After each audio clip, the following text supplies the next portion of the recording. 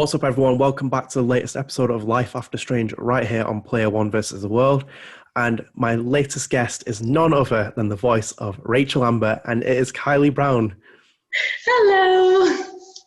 Kylie, how are you doing? I'm doing good. How are you?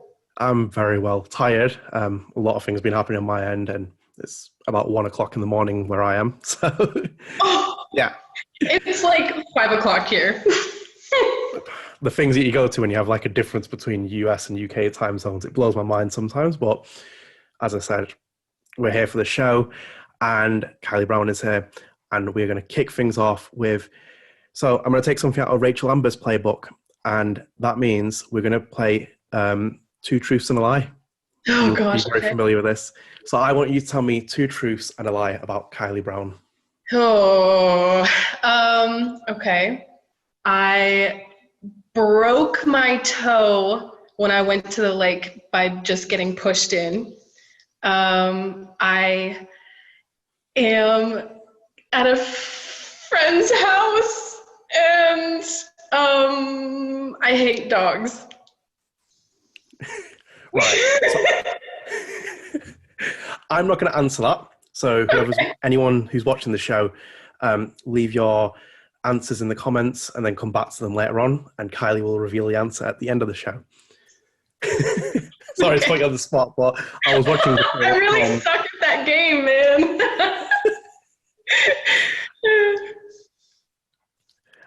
That's done though. That's the most nervous question, by the way. Yeah. So let's dig into this. So when we spoke, we spoke in 2017. You were only 19 when we spoke, and you landed this role when you were 18, 19 when you landed this role. You played it. Just looking back now, what's it like knowing that you landed a life-changing role at such a young age? Oh my gosh. When I first booked it, I had no idea what it was. And so looking back on that, I never realized how big it was. And, seeing throughout the years how many people have DM'd me. And by the way, I read all the DMs. But just to see how much this game has impacted people and have helped people. And even for me, it's helped me. And it was just a really cool thing to see about, just the impact it has on everybody. That's a crazy thing to be a part of that and to impact people's lives in a very good way, in a very deep way. I think that's the coolest thing that I've noticed over the years of being Rachel Amber. So I've previously talked to you about how you applied for the audition and everything else, and I think loads of people have. But walk me through the actual audition process when you were there. Who did you record with? Do you remember the people that were in the room, or what was that kind of experience like? Just specifically doing just the lines for it. For the audition? Yeah, for the audition specifically. Okay. So basically, wow, it's so long ago. Okay, so basically I saw this this submission thing that was a voiceover feature film. And I was like, what is that? What does that even mean? So I was like, but it sounds cool. So I submitted for it and I got the audition. I never got any sides for it, or a script for the audition. And so I came into the audition thinking that there was no script beforehand, that it was just going to be a cold read. So a cold read is basically you get there, they hand you the script and they say go, and you're like, okay. But that wasn't the case. So I actually never got the script. And so I went back out, I read over the script, and then I did the audition, and I was like, there's no way I'm going to get that. And then a few days later, I get a call saying hey, we want you to do a callback. So I was like, wow, okay, cool. So the day that I was supposed to go for the callback, and I was still living with my parents at the time in Lake Arrowhead. So from Lake Arrowhead to LA, it's a 2-hour drive. But it was raining that day. So I was like, I should aim for 3 hours just in case. And I drove all the way there. I was early, of course. And so I drove to a coffee shop down the road. And I was just going over my scenes and like, you know, I'm like getting into the headspace, and I was like, oh, this is cool. I'm going to have some coffee. I have some time. And then I locked myself out of my car 10 minutes before the audition. My keys, my phone, my script, my headshot and resume were all in my car, and I had 10 minutes to get to the audition in the rain. And I was like, oh my God, okay. So I just booked it all the way down, like, I don't know, maybe 4 blocks. And I got there and I'm soaking wet. And I believe it was Phil who was there for the callbacks. And he was like, hey, so you got your headshot and resume? I'm like, about that, no. So that entire audition process, or the callback process, they had us going in and out of the booth, because not only was it a callback, it was also, what is that called, where you are testing with people? It's like chemistry reads. It was also chemistry reads. So I was like in the room with different girls who were auditioning as Chloe, but at the time everything was under code names, so we had no idea what it was. But I was in and out with different girls, chemistry reading and test reading different things. And every single time I would get out of the booth, Phil would come over and he'd be like, you know, that was really good. How about this time you know, really think about this aspect? And I'm like, okay, yeah. And as I'm sitting in the waiting room, waiting to go back, I'm like, I don't have any of my stuff. So I'm just sitting there really kind of thinking about everything that Phil was telling me. And as I'm looking around the room, like all the girls are like on their phones, which I would have been too if I had my phone. But this time I was really just like sitting there like, okay, yeah, let me just think about what he said and like, how can I apply that? And every time I'd go back, Phil would come out and be like, that was amazing. Like, now try it this way. And it was just really cool. I don't know any of the girls that were there, because by the time that I had booked it, they had booked Rhianna. Right. And Rhianna wasn't there at the callback because she lived in Colorado and she did all of the motion capture. So I wasn't a part of the motion capture, but they, I guess, liked her for the role of Chloe. So all those girls that I was testing with, they didn't get it. It was Chloe that came in and got it. I mean, Rhianna, sorry. Yeah. That's quite interesting that Rhianna, that's quite interesting that Rhianna wasn't there, and then they gave her the role, but they made you do all those test readings with other Chloes. Right. But I thought it was cool. But I was like, I don't remember you. And she's like, oh no, I'm from Colorado. They just flew me in. And I was like, oh, okay, cool. Nice to meet you. Amazing. You got back in the car, right? Yeah, so I walked back and right. Definitely didn't think I was going to book it, because I was like, I screwed everything up, I guess. I don't know. And I had to call AAA, waited like an hour and a half, had to use the coffee shop's phone. And I was really hoping they didn't tow my car while I was gone, but I had to risk it. But everybody there was super nice. But yeah, AAA came and got me into my car. Okay, that's probably the most interesting story I've ever heard for an audition. I'm not going to lie. It was terrible. It was funny, but. So, we've spoke before as well, like you mentioned that you looked into Rachel Amber when you got the role, and in the first Life is Strange, they kind of only had like still images of her. And did you see those when you started looking into the game? Yeah, I did. But like you said, it was only flashbacks, and even in the flashbacks, she wasn't really animated, right? Like she was kind of, I don't know how to explain that, but like, yeah, I got to see what she looked like, but I didn't really get to see what like my Rachel Amber was going to look like, because she's you know, younger in the Before the Storm. And so after Before the Storm came out, there was like thousands of Rachel Ambers, and I thought that was cool. But I don't remember, but I don't think I actually saw what Rachel Amber looked like until the game came out. Because before that, it was just like, you know, the flashback things. But like my character, what she looked like in this video game, I don't think I got to see until the game came out. So when the game came out, what did you make of her when you first saw Rachel Amber, this character that everyone has like been talking about in the first Life is Strange is now to life and Before Storm? What was the initial reaction just seeing her appearance? I geeked out, man. I thought it was so cool. Although I cringed every time she spoke because it was my voice, but it was cool. It was really cool seeing her. Did they never ask you to do anything different with your voice? Because I know you've spoken before saying that it's just my voice and that's it. But did they never ask you anything to like change it or? No, Okay. no. Because like when it kind of depended on the scene, I guess, but my voice does kind of change when I'm in a different emotion.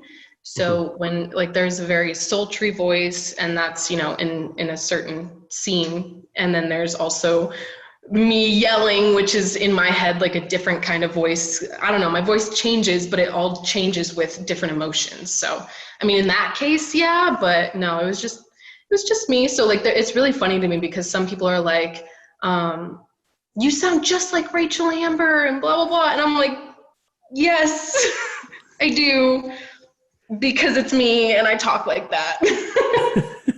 I think it's funny whenever I read that. So, what's your favorite thing about Rachel, and why? What's the one thing you look at and you're like, I like that the most about her? She just goes after what she wants, and I feel like it's really hard to do that. As much as we all think like, I want this, I'm gonna go for it. It's kind of hard, at least for me, to be like, okay, I really want it, I'm gonna go for it. But like, what if this happens? What if that happens? Oh no, like I don't wanna, but she's just like, let's do it. And I love that. Like, I wish I could be more like that in my real life. So it was cool to kind of navigate that while I was filming, kind of feeling that freedom of just like, you know what, I really want to do this. Let's go for it. You ready? I'm ready. Let's go. And like, I thought that was just such a cool feeling. So with that as well, because you helped bring her to life, you are her voice. Is there anything you wish the developers had focused on more with her, like a certain aspect or something that you wish that could have, you know, that they touched on a bit more with the character? You know what? I loved everything that they gave her. She just had so many levels to her. And if I was to say one thing, I think, you know, more vulnerability with her, because we got to see it with Chloe, like in the bedroom, when they were like looking at the starry night and inside her room. I really liked those scenes, like filming those scenes, just how open she was and vulnerable she was. Because, you know, she does have a hard exterior. She does have this facade in front of her.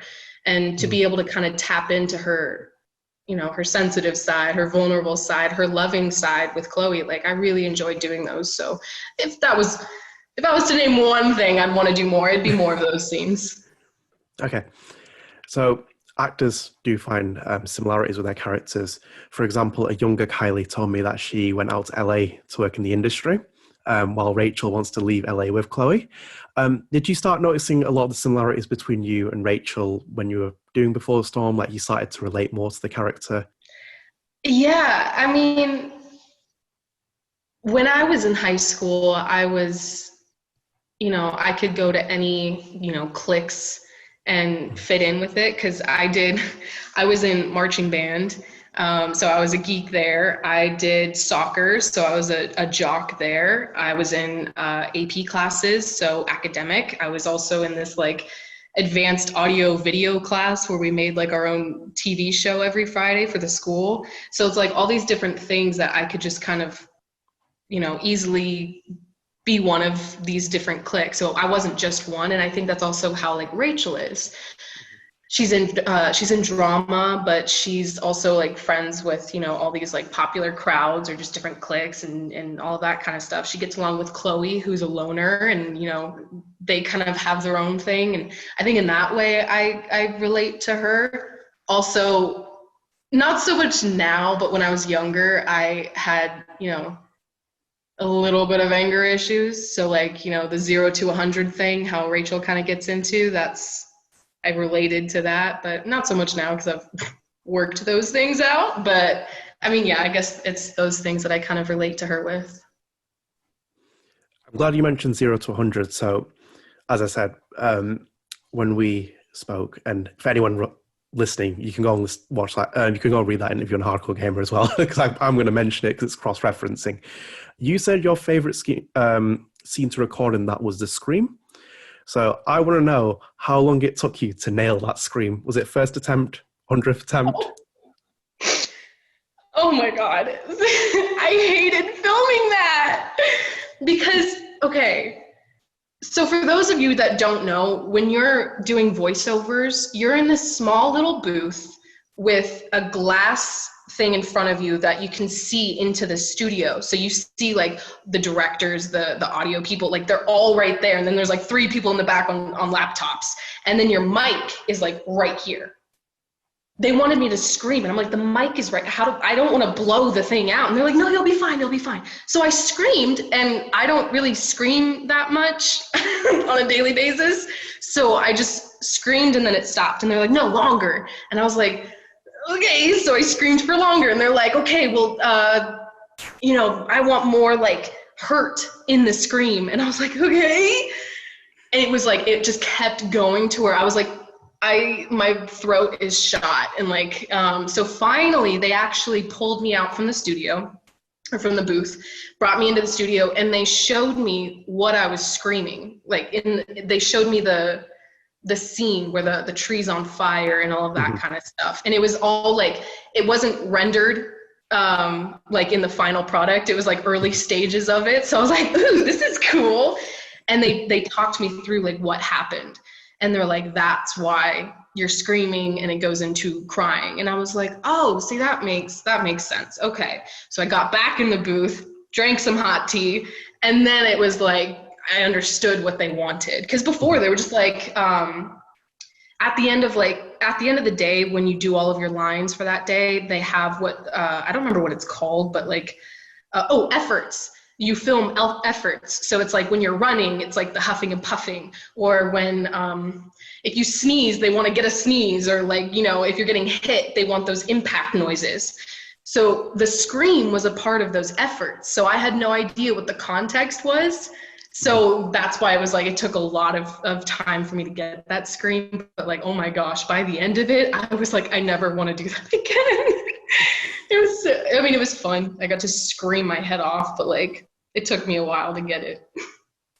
Okay. That was why I was always curious about that. When you said that was your favorite scene, and I came back to it, I was like, it must have taken forever to do that. Yep. Okay. So sticking on that scene, I know a lot of fans are divided on that now, because that was almost like an early taste of Rachel's power. When we were playing the episodes individually, people thought that Rachel had like this kind of, that scream kind of like help personify her powers. But then her power, well, anything about her powers doesn't roll out in a story arc. Just, were you disappointed that there was no kind of power with Rachel, or that scene didn't lead to kind of like, almost like her being the max in terms of she has some kind of supernatural ability? I was okay with it, because in my head, Rachel's superpower is her personality, basically. No, she doesn't have, powers to, like, I heard people saying like she was like a banshee. Isn't that what it's called? Like, yeah. like they can scream or something like that. And I know the way that they like made the game, how like the wind was like, woo, and like all that kind of stuff. I was like, yeah, I could get that. Like, people seeing that she has powers or something like that. But like in the script when I was reading it, like there was nothing about powers. So I didn't see it that way. Until other people were like, she has powers. I was like, ooh, yeah, I could see that. But no, sorry. But for me, it's like, I wasn't focused on the power aspect. It was more of just this beautiful blossoming coming of age relationship story that I really enjoyed, which I know everybody did, but yeah, I didn't see the powers. No, I just wanted to know what your opinion was on that. And sticking that scene for just the final part, there's a lot of symbolism with Before the Storm, with like, especially with animals. Like in the first game, there's like the doe, which a lot of people kind of link with Rachel Amber, and then they do a lot with the raven. You saw it in all the promo material, and then even when like Rachel appears, you see a raven. Did you kind of see that connection when you started watching Before the Storm or played through it? There's that kind of raven there, and then Rachel's hair, the scream. Did you draw any of those connections? Now that you're mentioning it, yeah, but when I was just playing it, I don't play video games, and I was just like, ooh, bird. And like, I knew that the raven had symbolism to it. I knew that. But I don't know. I guess, because I know that, isn't the deer for Max? Well, they say that the doe's representative of Rachel Amber, because like it's standing on the spot where she's buried in the first game, and that's why it's not affected by time. It's been so long since I've played this game. Do you know what? I'm not gonna. I respected the fact that you just said the bird. I was like, I respect more honesty, if anything. Yeah. But yeah, I mean, I'm very, I don't know. So let's move away from recording your favorite scene to your favorite scene that you said was the lamppost sequence. Do you still feel that's your favorite sequence, or have you like moved away from it or changed your mind? I love it because of how like innocent it is and just how in their own world they are in that moment. Like there's nothing outside of it that is making them worry or there's I just love that scene so much. But I also think the bedroom scene after dinner with Rachel's parents, I think that is one of my favorites as well, because of just how like, God, just how vulnerable they are and just how honestly open they are. And, Rachel being, I don't know, it's just a beautiful scene to me. And I think that one is probably my favorite now, watching it. Okay. So let's go back to the lamppost scene for a moment. So did you record lines with Rhianna in the booth for that? I was never in the booth with her. Okay. Yeah, so I filmed all of that, every episode, every scene, solo by myself in the booth. And Rhianna was like, she'd either be at her hotel or she'd be sitting on the couch in the studio, just kind of chilling. Like, so in hindsight, does that surprise you? Because obviously you did test screenings with other Chloes. They went to all this great deal, then you never got into the studio with Rhianna. Yeah, I mean, I wish they had put us in the same booth together, because as I was watching the game, I realized, or I saw some things, and that like there was some dialogue between us that I would have responded in a different way had I heard the way she had said it. Does that make sense? Mm-hmm. Yeah. And so I wish that we were in the same booth together. That way we could feed off of each other, because that's what actors love to do. We love to just feed off of each other. There was one scene that her and I were in the booth together. I don't remember which one it was. It might have been the train scene in the first episode, because they were doing they were filming us for promos and whatnot to be inside the booth together. So in that scene we were together, and I loved that because we were able to like look at each other and like, feed off of each other and just have this great moment in the booth. But after that day, after they filmed whatever they needed to film, they stopped putting us together, which I was very sad about. But. Okay. So for me, and like a lot of people, that Rachel-Chloe chemistry is so important to this story. And it feels like now when you say it, it feels like you both were in the studio recording it. How do you feel looking back on that chemistry that you two had, and then most of the scenes were never spent recording together? Yeah, I mean, like I said, it kind of makes me sad just because we did like me and Rhianna specifically had some really good chemistry. And even after we were done filming, we would hang out and whatnot. And like, she's just a really dope person. So like, it was kind of sad that we weren't able to spend that time and that chemistry inside the booth together, because I mean, don't get me wrong, the game was beautiful and you could hear and see the chemistry between the two characters, which I think is astounding. I think that's awesome. But yeah, I was sad that we weren't able to spend that time together in the booth. Right, so we'll move away from the lamppost sequence in a minute, because I just want to go on to the fact that they kind of opened the door between Chloe and Rachel's relationship. They kind of, so in the Don't Nod game, they kind of alluded to Chloe's relationship with Rachel, but they're never specific about them being something together. Did you like the fact that Before Storm kind of like hashed that out, made it clear, and then let players build up to that opportunity, so they felt like that journey had been complete where Rachel and Chloe came together? Yeah, no, I did like that. Honestly, I love the way that they even have this story play out where it's player based, where you can choose how you want to respond to something, how you want something to play out. Like when you could decide whether you wanted Rachel to meet her mom or not. And I think that's beautiful in and of itself. So I liked the way that they did that. Okay. So I'm going to take a quote from you here. So when I asked you how you got into acting, you said, and I quote, "I think I was 11 years old when I watched a movie with my family and I left the theatre with my heart throbbing and I knew then I wanted to become an actor." So that's what you said to me. Do you remember what the movie was? Aragon.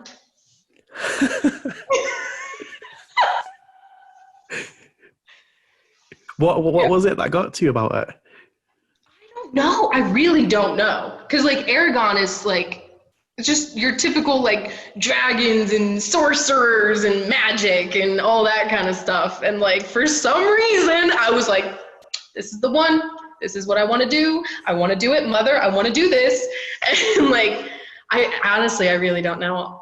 It might have been just because sitting in a theater with such a huge screen and like at that time seeing an animated like CGI dragon, I was just like, bro, like to be an actor in that and you just like being able to like run around on horses and dragons and doing stuff with your hands and then seeing the after effects of like how all of that played out. Like, you know, as an actor, if you're wanting to like cast a spell, you're like, blah, blah, blah. And nothing happens, but like in the movie you're like blah blah blah and like things explode and you're like, whoa, that's cool. Like that, I don't know what it was about that movie, but there you go. I wanted to be an actor. That last 20 seconds that you just did of acting was the most incredible thing I've ever seen. I'm not gonna... Thank you. Oh my goodness. So I brought that up because there's a relevance for that, because we're going to move on to another scene. So you speak so passionately about that, and then you fast forward to Before Storm, and we arrive at a scene like the Tempest. What was it like to have the opportunity to work on a scene like that in a video game? You know what? The last time I read Shakespeare was in high school, and even then I sucked at it.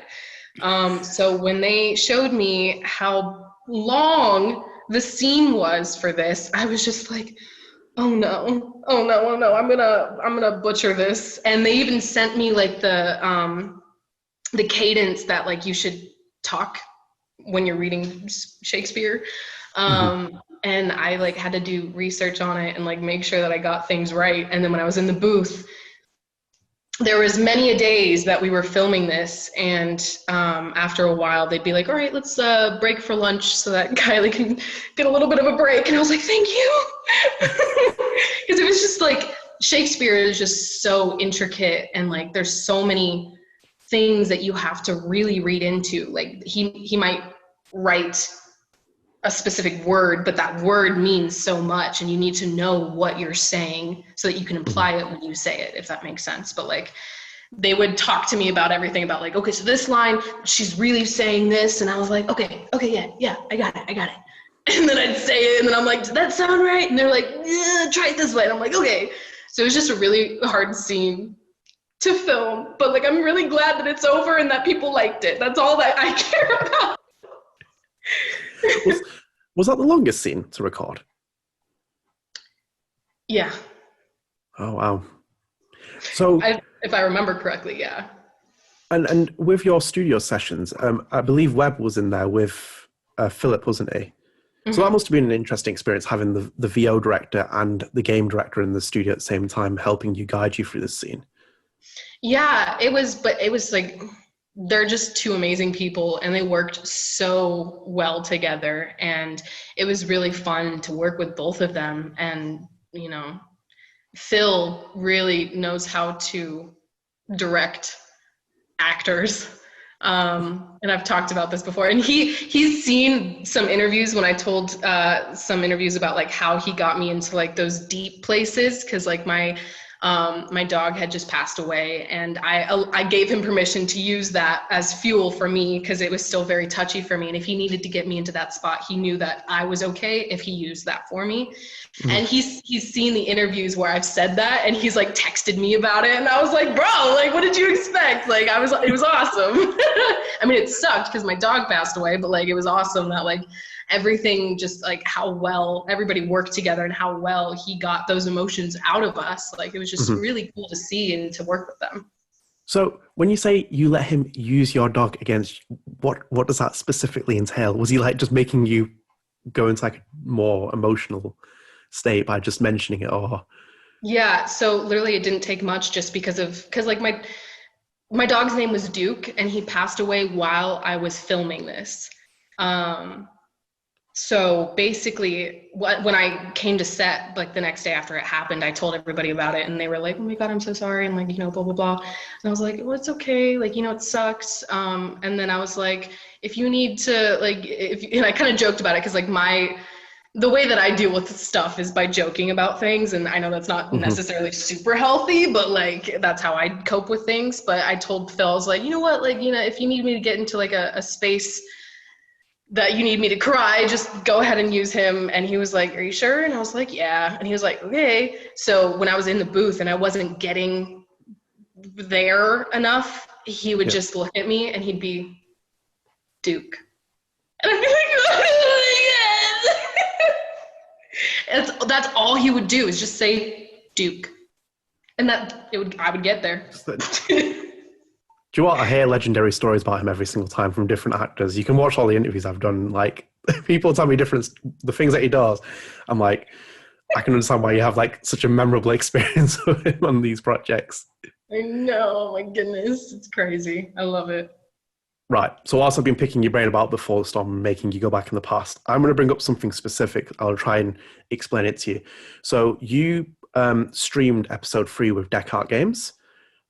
So I watched back that stream, and we're going to talk about the very final scene from Before Storm. So both of them in the Dechart stream, they reacted really quick to seeing the dark room, the final little clip, the part where you see Chloe's ringing Rachel's phone and you hear the shutter from the camera. But I watched that clip back multiple times, and you sat there quietly, and I've watched it again and again, and I was like, what is going through Kylie Brown's head in probably the most polarizing scene in Before the Storm?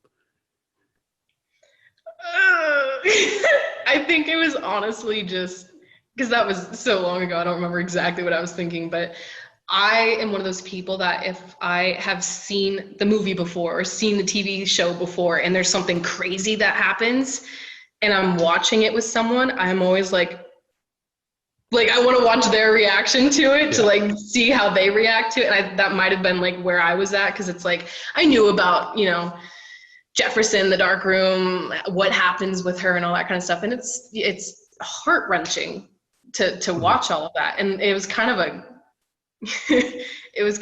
punch to the gut watching that, as like, we just finished this beautiful love story, and then all of a sudden, oh, by the way, remember this? And then it just ends and you're like, did they really just end it like that? Okay. So I think it was just me wanting to see their reaction and then just kind of like laughing about it, but I don't know. No, as I said, it's very specific, but I remember watching it, I was like, I kind of just need to pick your brain about it because I didn't know how you felt about it. So on that as well, like I said, it's really polarizing. I know a lot of people don't like that scene. I think they just felt it was a bit unnecessary. Say if you had the chance to remove it, would you remove it? You know what the character's fate is, but would you rather have ended the game on the happy note of like the montage that they did with Chloe and Rachel, and then just take out that scene, or would you want to keep it in? Wow, that's a tough one, because there's pros and cons to both, honestly. Because it's like, you got your platform here. I'll. I mean, because if you were to remove it and you ended on a happy note, whether I don't know if you thought the ending was happy depending on which way you went. Like if you decided to keep Rachel's mom away from her, do you consider that a happy ending, or do you consider that bittersweet kind of a thing? Or if you had the reunion, did you think that was sweet, or did you kind of second guess your decision of what happens after that? I don't know.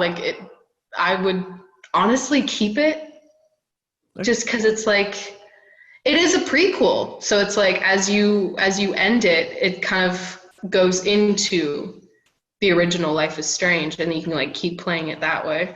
So honestly, as much as I'm gonna get so much backlash for this, but I would keep the punch in the gut. You won't get backlash for it, trust me. I think people want to hear people's opinion. Because I don't personally like that scene. I would keep it in the game, but personally, I just felt like, for me, I remember feeling that gut punch. I was like, oh God. It's just a Polaroid clicking for me. That was the main thing. I was like, oh no. Yeah. So on that as well, you kind of mentioned it, there's the endings that are a bit different in terms of, do you tell Rachel everything? Do you not tell her everything? Where does Kylie Brown stand on that? What would you do? I gave the reunion because I'm such a mom's girl. Like, I love my mom so much that I'm just like, no, like, have them reunite, please. Because I think in the end, she does deserve to know. I know that she's lived her life thus far in this kind of blissful place of like, these are my two parents. But like, if that's not true, I would want to meet my mom, no matter like if she's into drugs, if she's into bad things. I would just want to sit down and ask her questions, and then based off of that, make my own choice of, do I want to continue this relationship, or do I have my answers and I'm fine with just having my mom and my dad now, the ones who raised me. And I think that's like, I don't necessarily think that it should have been Chloe's choice. I think it was cool, but I think ultimately that's Rachel's choice. Well, obviously, you spoke about your folks quite a lot in this, and I just wanted to know what their reaction was like when they knew that you were in a video game as one of the lead characters. They were ecstatic. My mom is literally my biggest fan, so she was just like jumping up and down, like she was like, "Oh yay!" Like, "Oh my god!" And I'm like, "Okay, yeah, mom, cool." Like, so she would like send me photos and like screenshots of things about Life is Strange, and if she went to the store and saw the video game in the video game aisle, which she had to actively look for, she'd be like, "Oh, look what I ran into!" I was like, "Oh my god." So they were really excited for me on that part, and I thought that was really cool. I mean, they've always been supportive, so I'm very grateful for them. Yeah. So Rachel's a polarizing character in herself, and her better than, she's so complex. She exhibits so many different emotions. What do you say to people that don't like Rachel? How would you convince them to kind of like give her a second chance? I mean, for people who don't like Rachel, I would honestly just say, like, you don't have to like her. She doesn't care if you like her. She's living her own life. But if I wanted to change their minds, I would literally just say, like, she does what she wants. And how many of us can say that? Mm-hmm. Like, if you actually get to know her, she will show that side of herself that she shuts off from a lot of people. So if you want to be privileged enough to experience that, then you need to give her a chance. I like the answer. Thanks. So, whilst you had an enormous task of playing Rachel, bringing this character to life that had such a high expectation on it, the same can be said for Rhianna as well, because she took over from Ashly Burch doing that. What did you make of her performance overall? And you've seen the first Chloe as well in the first game from just scenes as well. How did you compare the two? Obviously, the different characters, but just in the context of how you felt about Rhianna's performance. I mean, I thought Rhianna's performance was beautifully heartbreaking. It was just so good. And yeah, stepping into a role that's already very well known by another actor, that is just immensely stressful in and of itself. Like, that is, I commend her for that. That is crazy, because I didn't have anybody to be compared to. I was like this enigma that didn't have a voice, and now I'm the voice. Like, that's stressful alone, but to take over from a very known person, like, that's just crazy. And I think she did wonderfully. And honestly, when they try to compare the two, I don't really think they are comparable, because Chloe in Before the Storm isn't the same Chloe we see in the original. Because I'm not the same person I was like 6-7 years ago. I'm not even the same person I was 2 years ago or 3 years ago when I filmed this. So it's like, I can't really compare myself to the younger me. So when people were trying to compare that, I'm like, but it's two different, they're in two different storylines. They're in two different mindsets. Like, it's not comparable. But I think they both did beautifully in their own game, if like that. That's how I felt about it. Ashly Burch was involved with the game and the writing side. Did you ever meet her? No. Oh, did you wish No. you'd met her? I mean, yeah, I mean, it'd be cool to meet, someone who has been a part of the game for so long. Like I could have asked her like for some advice on certain things, but no, I didn't get to meet her, but I wish I had. Okay. So I know even now that you've become quite nostalgic about Before the Storm. I think when we're recording now, this is early September, I saw you post on Instagram stories. It was a song and you said, reminds me of Before the Storm. And we just recently had the 3-year anniversary of Before the Storm as well. Just run me through the emotions that you feel as soon as like someone brings up Before the Storm, or if you just, when you start feeling nostalgic about it, what goes through your head? I mean, it's nothing but good memories. Just like little things on set. I don't know why this came to mind, but on set, Rhianna would eat all the carrots. And I don't know. I'd always think of her as like a little bunny rabbit because she'd always eat the carrots. But like when I think of it, I always think about like behind the scenes stuff, like what it was like filming, being with everybody, getting to meet everybody, getting to develop a relationship with them. After we wrapped the game, all of us went to, I think it was a pizza spot, and then we went to mini golf. And it was just so much fun getting to play mini golf with everybody. And I mean, when I get nostalgic like that, it's normally for memories like that, just behind the scenes stuff with everybody. That's cool. Yeah.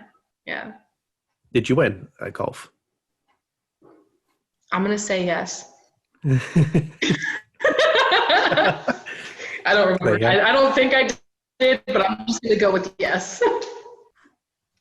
I respect that. This is going to be a really stupid question, so I'm trying to rephrase it a little bit. So when they did the Before the Storm anniversary, like Deck 9 tweeted out, a lot of people tweeted out. I saw you tweet out, and I know that you don't use Twitter that much. Like, did you mark this calendar on your date to know that this is the anniversary and then to just go on Twitter and kind of like have that appreciation? What made you log into Twitter that day? They posted something on Instagram, and that's why I saw it first. Right. So from there, I mean, I scroll on Twitter. I just don't tweet a lot. Mm-hmm. So when I was scrolling on Twitter, I saw the same post about it. And so I was like, so I just retweeted it. So I don't have it in my calendar, but I saw the anniversary and I was like, this is cute. So I retweeted. Okay. Oh. So this game as well, the soundtrack is phenomenal. For me, it's one of the best. I think it's even better than the original game for me. What was it like when you heard the songs, the composing, the scenes with Rachel where the final product had the music? What was your reaction like just watching that? I am so big into music, especially like how music kind of affects your emotions and your moods. And because like my friends know this about me, and I think I've said this before, but I listen to a lot of movie scores. Just because and for my 21st birthday, I went to Game of Thrones for their concert. Like, who does that on their 21st birthday? Like, I just went to go see an orchestra because I love music. So when they would, those scenes where it would just loop until you clicked to move on, I looped that so many times just to listen to the music because it was just so beautiful and it was just so fitting with each and every scene that they paired it to. So I loved it. And I have her record. I think a fan had actually sent me the record, like a vinyl record. Music on it. Mm-hmm. Oh wow, and I have it in my room. I have like this whole little on top of my dresser. I have like Life is Strange stuff that fans have sent me and that Deck 9 has given me. So I have like the little bobblehead Rachel and Chloe. I have the vinyl record. I have a fan had actually done a 3D printing of Rachel's thing in the Tempest, the little horn thing mask. Someone had 3D printed it and sent it to me.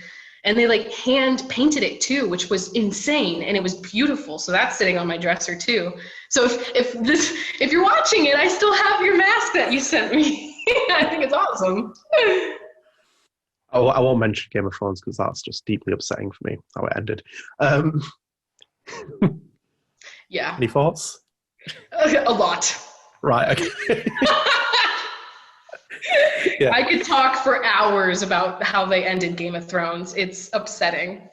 Yeah, it's so subject, isn't it? We'll leave that behind. On the actual soundtrack, was there any favourite tracks you had from Daughter or any of the music on there from you remember as well? I feel like I'm picking it. Yeah, I know that there was one specific song that I absolutely fell in love with, but I cannot for the life of me remember the name of it.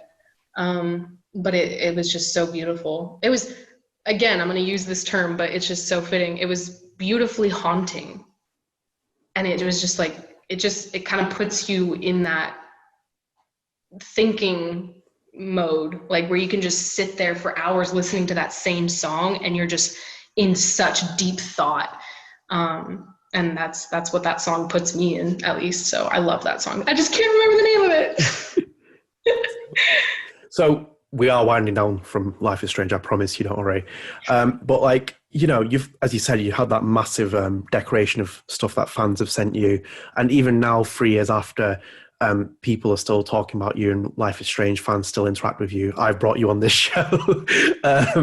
What's it like to know that's the legacy? Like there's so much stuff that happens, even the stuff that you've done beyond Life is Strange, that people still have this close affinity with what you've done in this one role. I still can't believe it. Honestly, like it still amazes me just the impact that this role has had on people and just how accepting everybody was of me stepping into that role in the first place. So I honestly, I still can't comprehend everything that has happened and is still happening.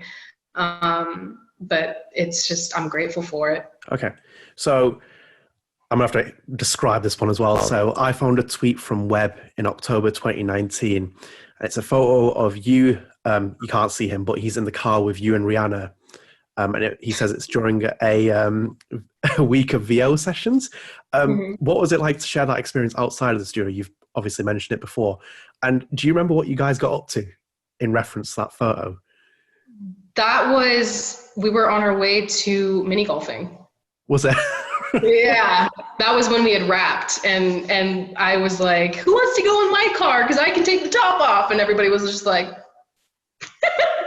so like, I thought that was cool. But I saw this fan edit of me and Rihanna in that car, and they had added Rachel's earring and Chloe's blue hair thing.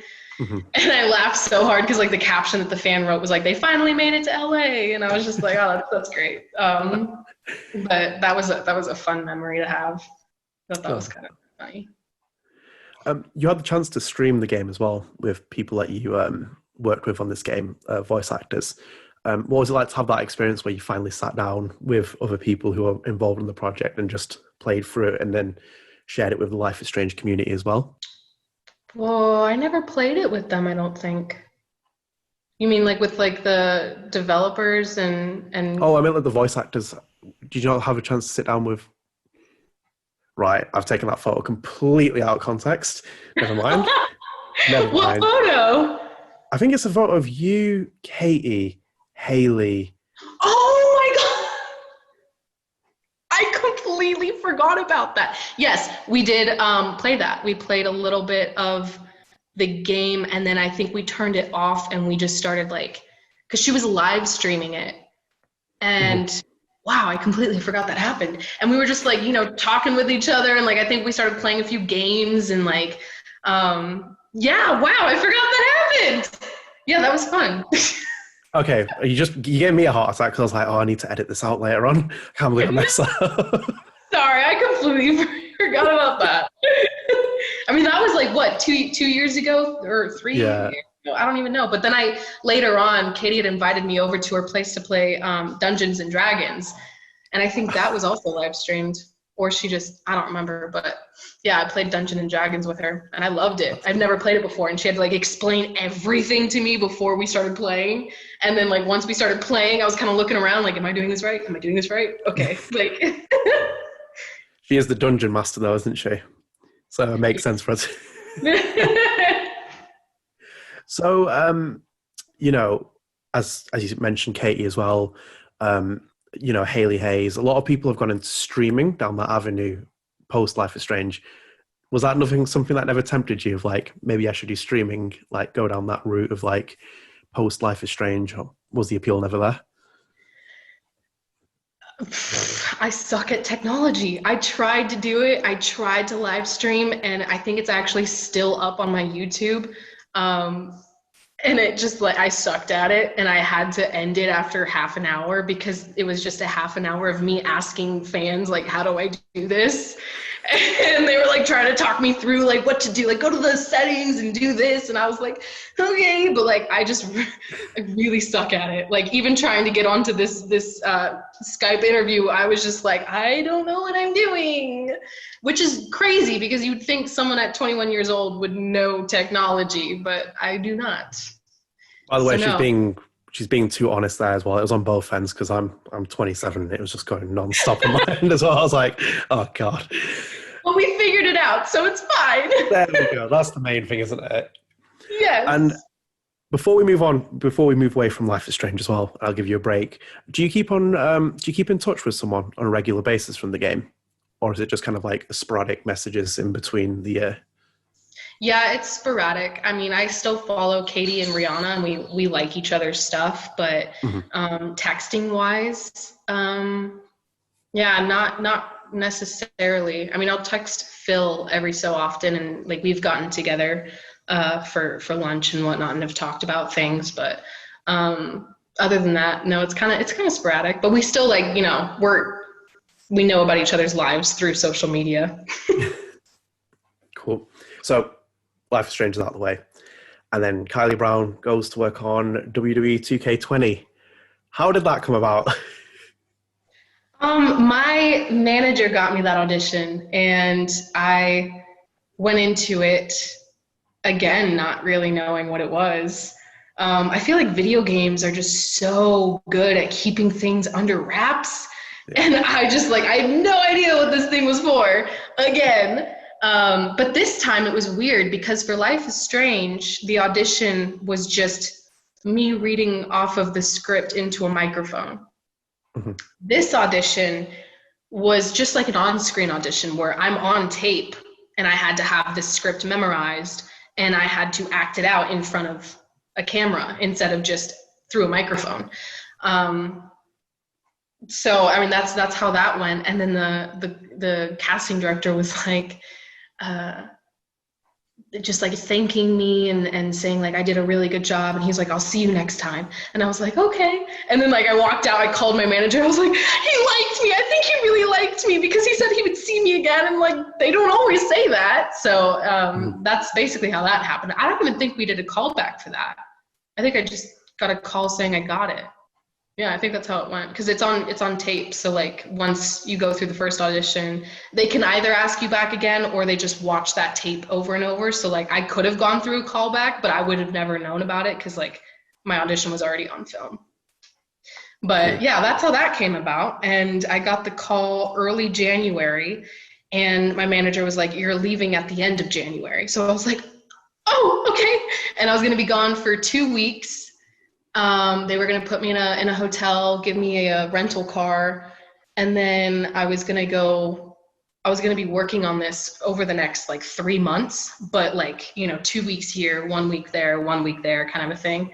So it took a while to film it, but it was so much fun. That's cool.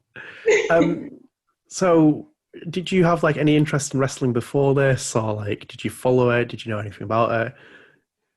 No. Oh, no. I mean, I've watched WWE before, but just because the acting is so fantastic, it was hard for me to watch it, and just like how staged everything is. I mean, it's still amazing, like the things that they can do, just like the stunts that they do, and like that are just, oh God, that's crazy. Like they're complete athletes, and I commend them for that. But yeah, I never really got into WWE as much. I only asked because I'm a wrestling fan, and I went to the Royal Rumble in January early this year. So I went to Texas, but I remember when I watched the trailer and I was like, Red really sounds familiar. was like, why does she sound so familiar? And then when I found out, I was like, yeah, right.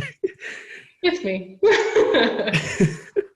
So with this project as well, motion capture was involved. So you did that. I saw clips of you in motion capture.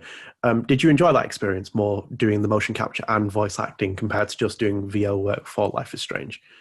Yes, I really liked motion capture. It was so much fun, especially because so the first week, so they divided it up, because I guess the year prior to that, the way they had done it is that you're in full mocap gear with like the head cam and everything, and you do the voice acting and the motion capture at the same time. They didn't do that with us this time. The first 2 weeks that I was out there, we just did all voice acting with the head cams and everything. Then the second week that I went out, we did motion capture in this huge warehouse, and the floor, which they call the volume, once you step onto the volume, you're basically on the grid and like your little stick figure in the corner. And it was so cool because like they had like just your basic mock-up of a character on this TV screen. So like me and Brett, Brett's my co-star, he plays Trey. Me and Brett would just pretend to do like Matrix stuff. So he would like go to swing at me and I'd be like, woo, and we'd like be looking at the TV watching our like characters do that. And it was just so much fun. But the entire floor was taped up with the geometry of like how everything's going to fit in certain scenes. And it was just super cool. And then the last week that we were there, we were at a different studio, which was the 2K studio, and it had a wrestling ring.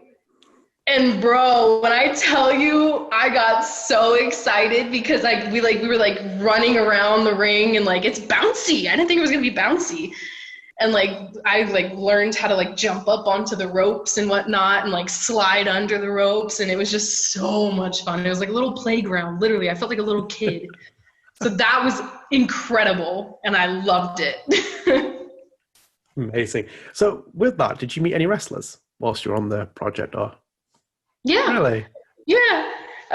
So I made some friends because like we weren't allowed to do the stunts, obviously for liability reasons and whatnot. So they actually had wrestlers come in. They weren't like, they weren't like The Rock or other wrestlers that I can't think of right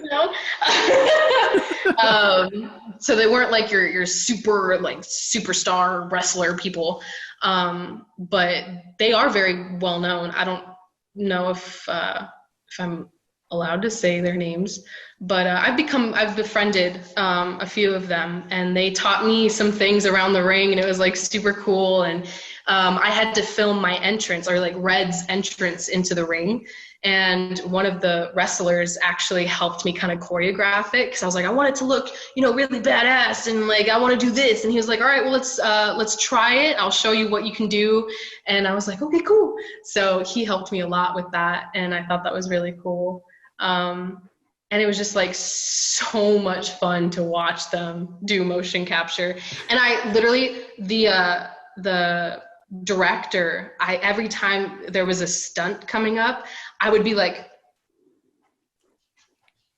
I wanna, can I do a stunt? Can I do one stunt? Can I do a little baby stunt? And finally, there was a day that he was like, all right, Kylie, come on. And I sprinted so hard to the ring, and he was like, you're gonna get your head slammed into a table, okay? I was like, okay. And they taught me how to do it, how to get my head slammed into a table where I'm in full control. And like, cause they put here's the trick. So they put their hand on your head, and you put your hand on their wrist. So they don't push.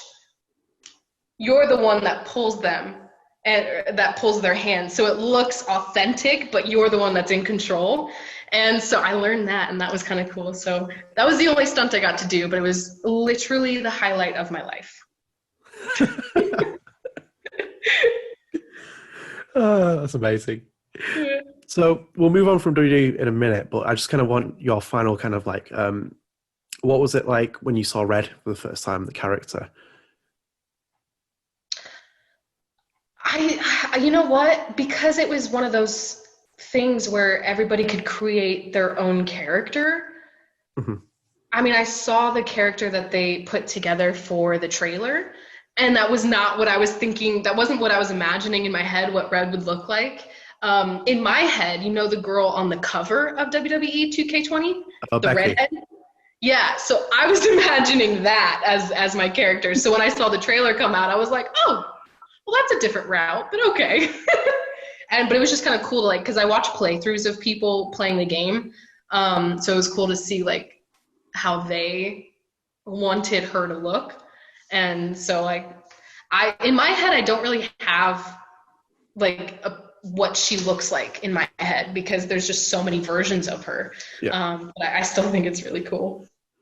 If it makes you laugh as well, there are a lot of people I saw comments where they said that I can't wait to make Rachel Amber and then have a wrestler because I was Yep. like, yeah, I love never it. ends. There was a fan that actually drew Rachel Amber in like workout clothes with like boxing gloves or whatever it was, and she's like sitting down, like all like I'm badass, and I was like, dude, that's so cool because that like mixes both of my characters together, and it's just like it was the coolest thing. Incredible. So we're winding down now, so don't worry, we're not got much longer left. I've kept you for so long as well. So according to IMDb at the minute, you're working on a short film called Strange to Me. Is that right? Yeah. Is that still filming? No. Is that because of the pandemic? No. We wrapped it basically right before everything happened. Well, that's really fortunate, isn't it? Yeah. And it's cool because my friend from high school, who is now my roommate, she's a director, and her dad is very big in the makeup effects industry for Hollywood. And so she's kind of, I mean, she loves Halloween. She has a Halloween tree that's just basically a dead tree. And so she's kind of followed in her dad's footsteps, not necessarily in like the makeup effects, but in that genre of movies that she really wants to direct. And so she started to write her own movie, which is Strange to Me. But this is kind of like the short film to then make into a feature film. So we shot that up in Arrowhead, actually. So that was kind of cool. That's cool. Yeah. So, final question, and it wouldn't be my show without ending in a Life is Strange question, of course. So, we know there's a Life is Strange TV series currently planned, and while I would want you to play Rachel, of course, you can't in this response because I'm not going to allow you. So, you're the casting director. Who would you want to play Rachel, and why? Oh, wow. Is it a live action or is it animated? I believe it's live action. I might be wrong on that. Let's do live action. Who you'd want for that, and then animated if you wanted. Ooh, okay. Thinking of all the actors in my head, I can't think of any actors. Oh my God. I'm just going to say Jennifer Lawrence just because I love Jennifer Lawrence, even though I know that's not the right casting, but Jennifer Lawrence, how about that? Yep, I'll take that. Right. Okay. No, I'm not gonna hold you up on it because I did it with Hannah in the first episode, and she was like flipped it on me, and I was like, "You can't flip this on me. I'm the host of the show." Yeah, I have no idea. I can't think of any actors. I know I'm going to think of one that would be perfect for it as soon as we end this, but as of Drop right it in now, the comments. yes, I will pop it in the comments. So, as custom of the new part of my show, as I've found 5 episodes in or so, I let you end the show with a final message to the Life is Strange fans, but also you should answer the first question as well and tell them what the lie was. Oh God, what did I say? Oh, okay. The lie was that I hate dogs. Because I mean, everybody knows I love dogs. Yeah, that was the lie. And then, have you got any final message for the Life is Strange family? Final message to the Life is Strange family is thank you for including me in it. Thank you for being so warm and welcoming and supportive. Supportive not only as me being Rachel, but supportive for my entire career, because there's a lot of you that are just so excited for me as an actress. And I think that's honestly the best thing that I could ever ask for in a career is to have that kind of support. So thank you. Amazing. So guys, I hope you enjoyed the show. You learned how to slam someone's head into the table and also learned more about Kylie's time on Life is Strange Before the Storm. If you enjoy the video, do subscribe, do like, leave a comment. It really helps the channel. Kylie, thank you so much for coming on my show. Really appreciate it. Thank you for having me. Of course, always a pleasure. And we'll see you in the next episode. See you later, guys.